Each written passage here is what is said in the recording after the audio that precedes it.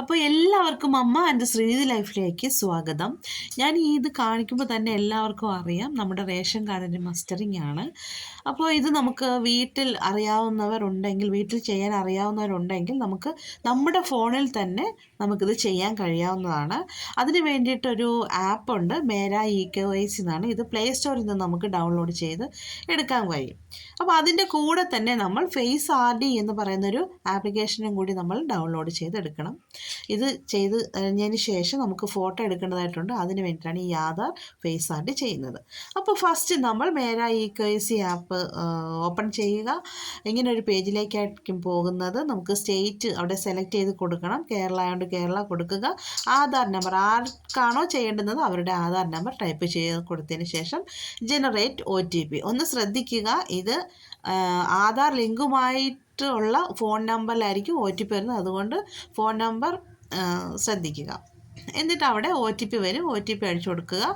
അതിനുശേഷം ക്യാപ്ചയും ചെയ്ത് കൊടുക്കുമ്പോൾ അവരുടെ, അതായത് നമ്മൾ ആധാർ കൊടുത്തിരിക്കുന്ന അവരുടെ ഡീറ്റെയിൽസ് അവിടെ വരും. ഉടനെ തന്നെ ഫേസ് EKYCയിൽ നമ്മൾ ടച്ച് ചെയ്യുക. അങ്ങനെ ആകുമ്പോൾ ഈ ഒരു ക്യാമറ ഓണായിട്ട് വരുന്നതായിരിക്കും.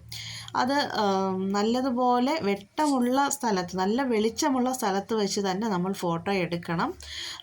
ഇത് നമുക്ക് ഫ്രണ്ട് ക്യാമറ ചെയ്യാനും ബാക്ക് ക്യാമറ ചെയ്യാനുള്ള ഓപ്ഷൻ അവിടെ കൊടുത്തിട്ടുണ്ട്.